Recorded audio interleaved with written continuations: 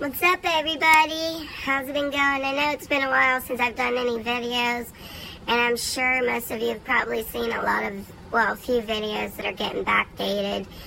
It's not that I don't like posting videos, but believe it or not, I do have a life. I know with all these videos and all the conversations we've all had, it kind of seems like I don't have a life, but unfortunately I do, and 6 kids. To everyone that's still with me, thank you. I'm glad. I'm sorry. Kids are my number 1 priority. Then there's the hubby. He's number 2. Then there's my writing. And yes, my writing is a priority over my videos. I'm sorry, but hey, at least you got a lot of videos instead of just one and having to wait for the next one. So it's been a year and a half since I moved back home. And no, I don't mean with my parents because they're both dead. I mean like home, like where I'm from, the area I'm from. And not in some city or town that I can't freaking stand, like Zanesville, and locked away from everyone I basically love, you know? So it's been a great year and a half, but that doesn't mean there hasn't been hardships or challenges. But I've finally found a healthy relationship and been in one for a while now. And it wasn't someone I just met on Facebook or something, it's someone I've known for a while.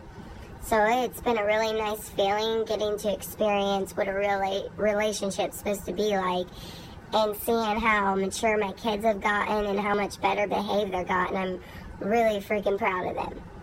But a lot of people aren't aware that I've been battling a certain, I guess it's called a mental health problem for a while. And no, it's not bipolar or like depression.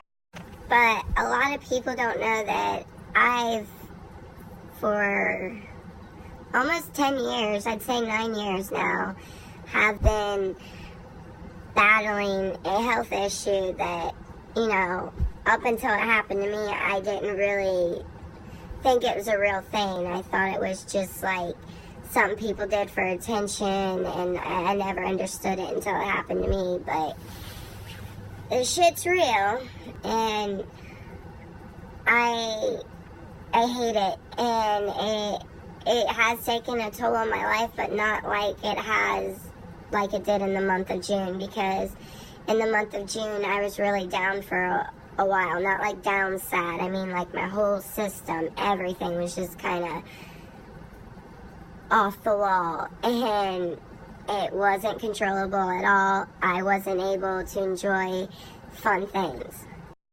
I wasn't able to be a part of the family. I wasn't able to really cook or clean as well.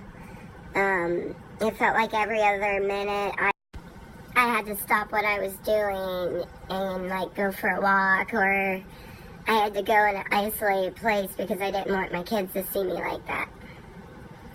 And at a certain point, you can hide so much from your children, but it gets to a point to where they start noticing it, and that's when a door gets open that you never really experienced before, where you sit your kids down and you have to explain to them what's going on and that it's nothing for them to be afraid of. And even when you do that and it goes on, they still get scared because they're so used to a strong woman and they're seeing a different version that you've hidden. And they don't understand it because their minds aren't designed like ours are. They're not mature like ours. They haven't grown like ours. So when they kind of see you like that, they're like really worried because in their minds something's seriously wrong with you, and it's not life-threatening like. And it's not like mental ward crazy shit like psycho. It's nothing like that. But it was a big challenge. The biggest challenge I've ever had this whole time I've had this stuff going on. And it is the most embarrassing and humiliating thing. Which is why people, when they go through it, that have this same disorder, decide to isolate because there's no humiliating and embarrassing because people around you just don't understand it unless they've been there, and they think they can just tell you to do something differently, and it's not that easy, and it's hard to explain it because it's one of those things that unless you're going through it, you really don't know nothing about it. Even if you've seen other people go through it, you really don't know nothing about it until you've been there. And I'm not talking like small cases of this. I'm talking about there are people out there who have more serious conditions of these types of disorders than your average person would. And sometimes this stuff has to be medicated, and then there's sometimes like me where you can't be medicated because your body doesn't work well with medication. I am pretty sure by now you're all probably wondering, what the fuck is this bitch talking about? Like I'm gonna disclose some crazy nut job stuff, and I'm not. I'm really not.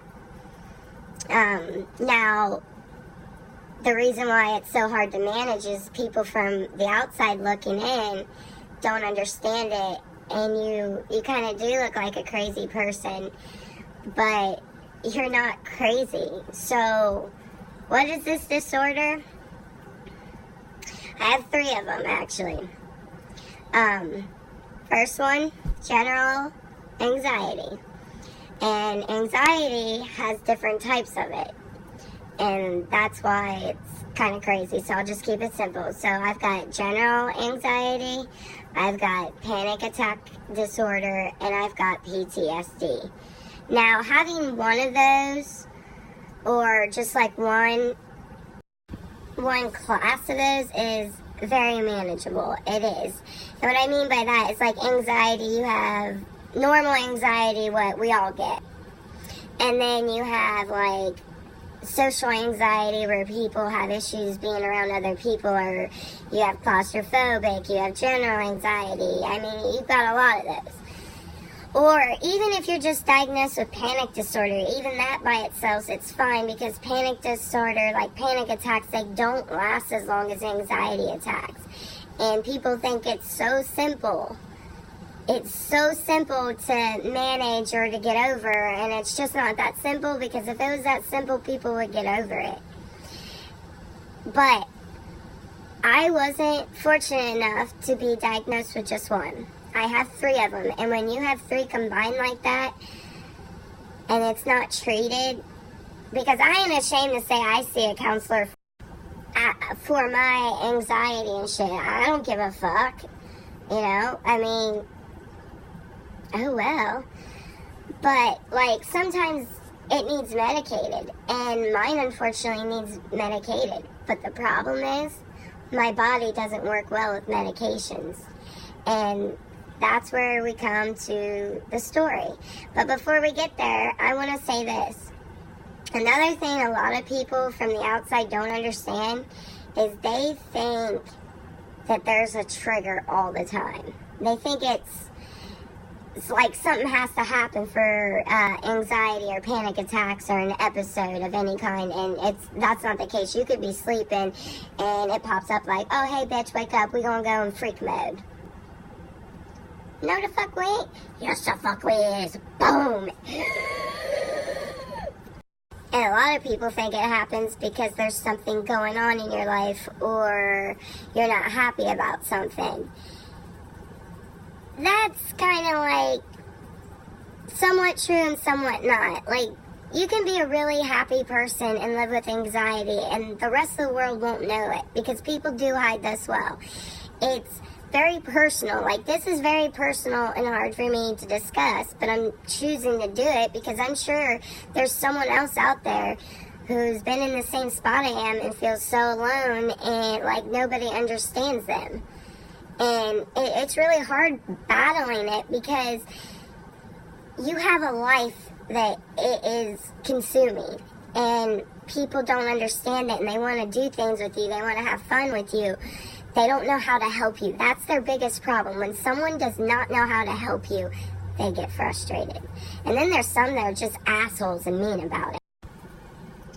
My guy's not an asshole though, but he don't understand it, and it's been challenging for him, or it was, but he came out with me like a champ, so that's all that matters, right? But I'm in an anxiety group on Facebook, actually, and I hear so many stories from mostly women where they lose boyfriends who promised forever no matter what, or whatever their situation, because they have anxiety. And all I can say to them that is, if they can't handle your worst, they don't deserve your best. I mean, when you really love someone, anxiety isn't getting in the way, because anxiety is not, someone hearing voices that tell them to go kill people, And sometimes even those people ain't so bad when they get it under control. I mean, I'm just saying. There is a trigger, however, that does play a big part in anxiety and everything classified in anxiety, and that trigger is stress. You can have a heart attack from stress, worry, all that stuff. But the way anxiety works is you could be stressed for a whole week and then it not come into play until like a month or two later. That's how it works, and that's why it's hard to pinpoint what's causing it. Sometimes they just randomly happen because of trauma you've been through, and you don't even have to be thinking about it. But people don't understand that trauma does create problems further down the road. It's really hard to see this when it's happening, but when you look back on things, your body's actually really unique and kind of cool, especially when you have a panic attack or an anxiety attack, because some of the symptoms you get are defense mechanisms that the body displays when it feels something's wrong. And when you feel one thing wrong, that explodes the anxiety out to where all these other symptoms start, and then that's usually when they go into attack mode, But for anyone who has anxiety, I mean, when your body starts to heat up, like, everybody thinks cold water helps heart palpitations and anxiety, and it actually makes it worse. When your body starts feeling things that aren't normal, or maybe they're new symptoms that you never had before that start occurring, that thing up in your brain that lets your body know something's wrong, your body goes in defense mode. So when your body heats up or you wake up in sweats, that's your body's way of trying to get rid of the anxiety, but it has nowhere to go. And it's kind of like, there's some disorders out there, like where something goes wrong in the brain or something, and your body starts attacking your body, but anxiety's not like that. But your body tries to fight off stuff, so some of these symptoms, it's just your body trying. It's called a fleet or flight reaction, and you can't flee your body, so you get the picture on that. So the story about this new thing with my anxiety where it was noticeably a big problem, I went a whole year since I left Zanesville, and since I've been down here back at home, I went the whole year up until June 4th without one single anxiety panic attack. I had like maybe one or two little small things, but that was just a little stress related, so it wasn't a big deal. So check this out. I came down with a case of bronchitis, so I went to the doctor. I actually went to urgent care, which I will never do again. The whole point of medical records is this, because they have to make sure they don't give you nothing that will give you an allergic reaction, and they gotta make sure that you don't have like any heart problems or any disorders that can react to any type of medications. And in my church, it has me with panic disorder, PTSD, and anxiety. And they're not supposed to give you certain things like steroids or stimulators. Not steroids, stimulators. Because, see, Remember when I said not everything's triggered by something happening, but most of it is stress? Well, stimulants create palpitations, and the palpitations create the freak out panic feeling that arises in your body. Most of the time when you get bronchitis or pneumonia, they give you stuff like the Z-Pak or President, which is a steroid that's works really well with the body in getting rid of bronchitis. And so usually, the inhaler and the steroid, they work good together, and the Z-Pak's not really a stimulator, and everybody knows that cures bronchitis.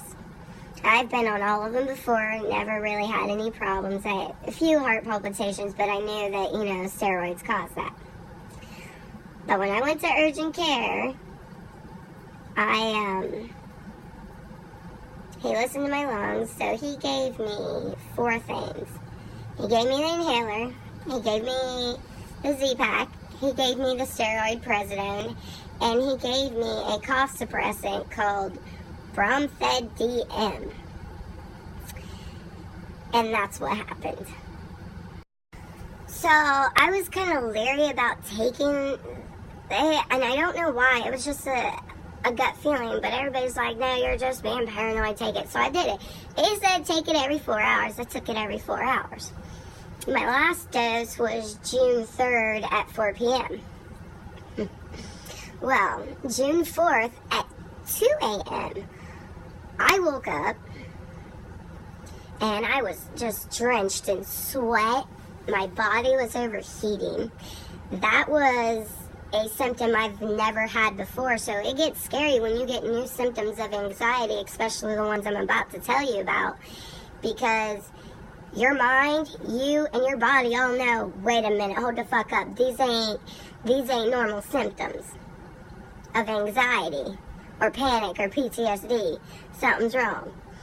Okay, so what happened was, woke up sweating, woke up with the slowest fucking heartbeat I've ever felt, because smokers are supposed to have a heartbeat of 80 to 100, and I typically did, and mine was only like 60, so me not being too knowledgeable that unless your heart's 30 beats and under, it's nothing to be scared of.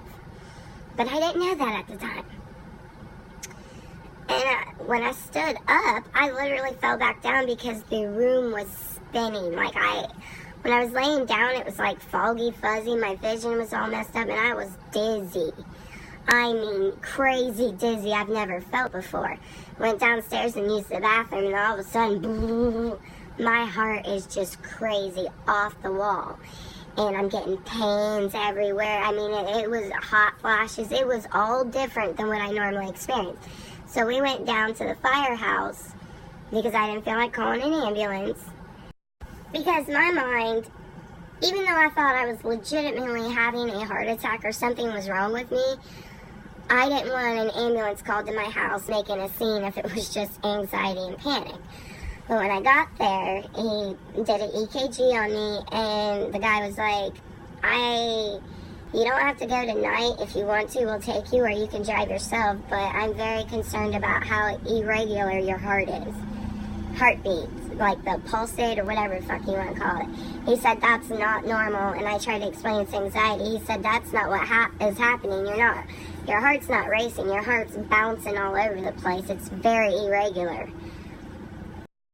And I'm sitting there thinking in my head, oh no, this dude did not just say that shit to me. I just told you I have PTSD, anxiety, blah, blah, blah, the whole 9 yards. And you gonna tell me I can wait and just call my doctor and do a follow-up, I don't need to go to no hospital.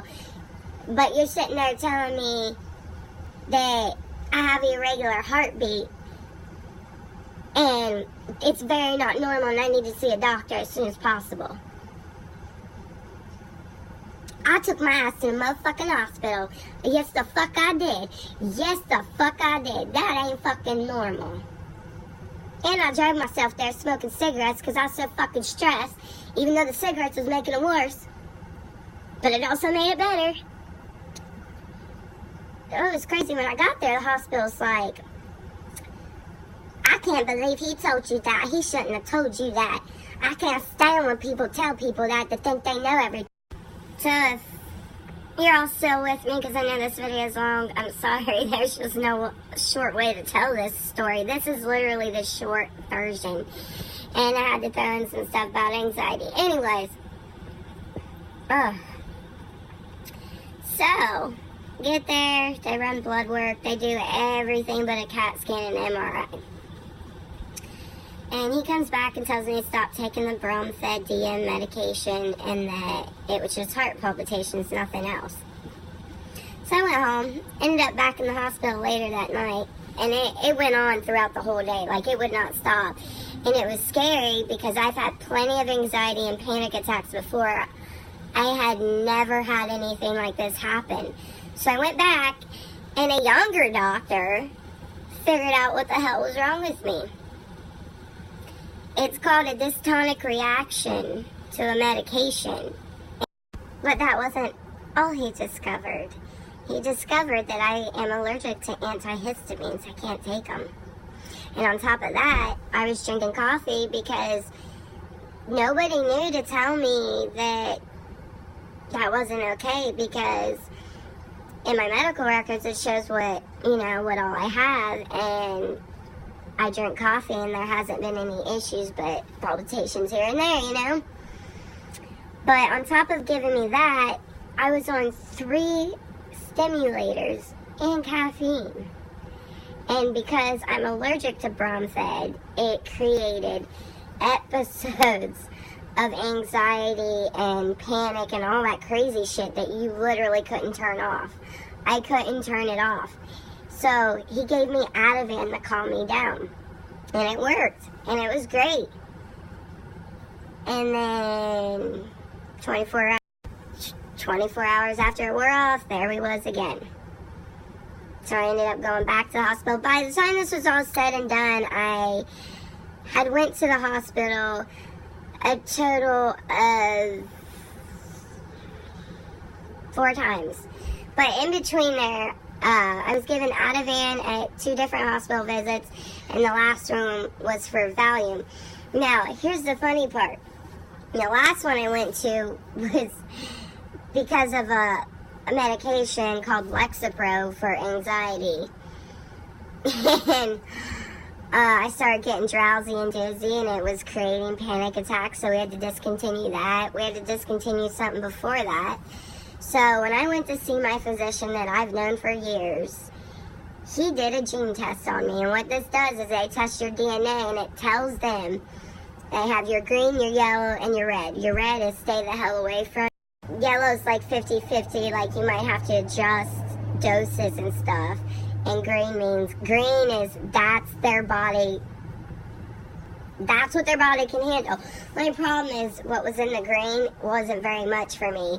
And most of the stuff for anxiety is addictive drugs that, a lot of people end up getting addicted to. And it's crazy because they're as needed kind of thing. And they're using them right, but then they start to not live without them. So they tried one in the yellow, Zoloft, and first day, not good. So they discontinued that, and now I'm waiting on the 24th to get reevaluated and get to go through the hoops. But the good news is, this whole entire week, I've only had 1 episode, and that was due to stress.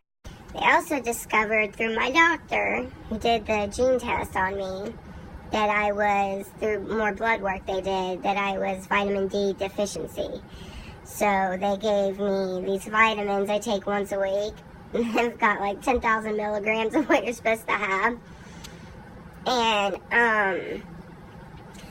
a lot of people don't know this, but vitamin D deficiency, when that goes on, your body recognizes it as anxiety. But when I started taking those, I took them twice, one last week, one this week, and last week midway I started to feel a little better, and then this week I've been feeling better. I've even been able to drink coffee. Now it started as decaf only, And yesterday I actually mixed the two and it worked out, and today it worked out. So far things are going good, but anxiety, it's really no joke. Like I always say, it's an infection that you just can't get rid of. And I can't be medicated for it, so I have to learn and had to learn that when I have these attacks, because they're gonna happen, I have to push through them. And nobody can help me. This is all me. So I did research. I talked with my doctor. She said, stay away from bread, starchy foods, eat vegetables, fruits. Basically, I gotta eat healthy. But she taught me a few tricks to make everything so I don't go to gluten-free, because that'll never happen. Fuck that shit. And that seems to be playing a part in things too, and it's helping. Exercise, which I've been doing, is helping. Staying away from big stressors is really helping. Although some stressors can't be avoided, which is what happened 2 days ago. And I was able to control it, but it's like, it's just hard with anxiety, especially when people don't understand it or know it, and they're over here stressing you out. Because, you don't want to say, well, slow down, I got anxiety, I don't want to have an episode. You know what I mean? It's just hard. So for anyone out there who goes through the same stuff, I feel you. And for anyone that comes across this that has anxiety, you've got someone in your corner, because I understand. And that gosh darn train. That train be coming through here at 2 a.m. doing that same honking, annoying ass shit. But I got two little ones, like my littlest one, and then the one that's older than him, run to that window like it's Santa Claus or some shit. Anyways, so that's what I've been dealing with. So the whole month of June, I shit you not, it was just full of anxiety and panic. It was hard. I felt like I was dying. I was afraid to go to sleep. I couldn't really talk to nobody because you can't really explain it too well. And it really affects your life, and it's fucking retarded. But I've got a hold of it, and I'm managing it. It's not saying I'm cured, because I've got a long way to go, but I'm better this week and today than I was almost. And anxiety comes with a lot of other things. You have this feeling of embarrassment, humiliation, you feel stupid. It's just so isolated. You isolate from people. You gotta do what you have to do to be okay, and then it's like sometimes when you have these attacks, everybody's wanting to bug you and you just can't. And they don't understand it, but you shouldn't have to explain yourself. But if you don't explain yourself, they think the worst. Then they get up all upset. Then you get upset because they're saying stupid shit. And then, boom, you're having another episode. People with anxiety, the best thing I can tell you, do not let people stress you out. If you're in a situation and you're getting upset, get out of it. Say, hey, we got to cut this short, or today's not the day, or I'll get back to you. Don't just say no or yes, because it'll be taken wrong. But sometimes you just, I don't know, it's hard to explain even that. It's just stay away from the stressors. Anything that stresses you out. And I know you might not want to do this, but sometimes you need to maybe say, hey, I got this going on in my life, and I can't have all this extra stuff, so can we calm it down? But then again, you shouldn't have to explain yourself to people. People should just treat you equal and be respectful of your wishes. And if they think something, they should ask you or confront you on it, instead of saying you're this or this when you're really not, or talking about it with other people, because then you get even more stressed out. Stress. Stay away from it. Y'all have a good day. I don't know when my next video is going to be, but I know that it will be a little comical, but it's going to be some real shit too. But I hope y'all enjoyed this long-ass video, which most of you probably got the fuck off already, but if you didn't, thank you, and I will see y'all next time.